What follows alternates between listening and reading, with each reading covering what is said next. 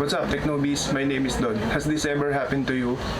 You tuck yourself into bed getting ready to sleep, then you realize you forgot to turn off the lights. Today we're gonna take a look at the Sonoff Slampher and turn your mobile phones into a light switch. Let's go.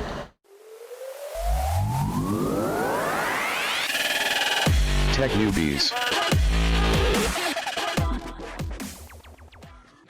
The Sonoff Slampher comes in this box that's just about the size of a regular light bulb box. Inside the box, we have the Slampher unit. Here we have the LED indicator, and on the other side, we have the multifunction button. Nothing else is included in the box other than the manual, which shows the setup and configuration guide. Installing the unit is pretty straightforward. Just unscrew your existing light bulb from the E27 socket. Make sure that the bulb is turned off before unscrewing. Then screw this bulb into the Slampher unit.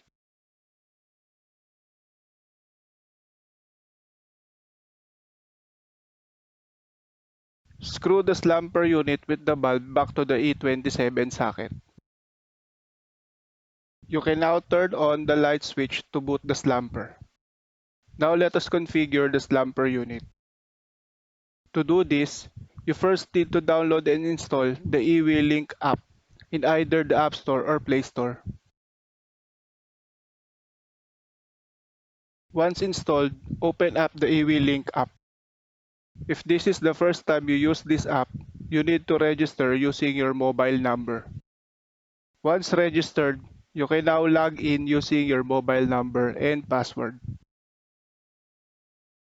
Inside the app, you'll need to add the Slampher device. First, get the Slampher into pairing mode. Just press the multifunction button for 7 seconds or until the LED indicator shows fast flashing green light. Click on the plus sign below, click Quick Pairing, click Add One Device, click on the network and search your home network. Then enter the password for your home network and click on Next. The app will now try to connect and configure your device. You can see the progress below.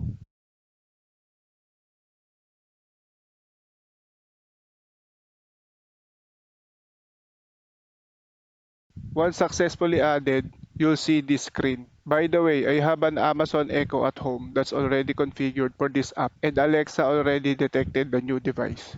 To complete the process, just rename your device into something you can easily recall and click on Done. Give it a few seconds for all the configuration to be synced in with the Slampher unit. After that, you can now test your device. The app also allows you to schedule and create your timers for your light. To set up any of these features, just click on the device. Below, you can see the schedule, timer, and loop timer settings.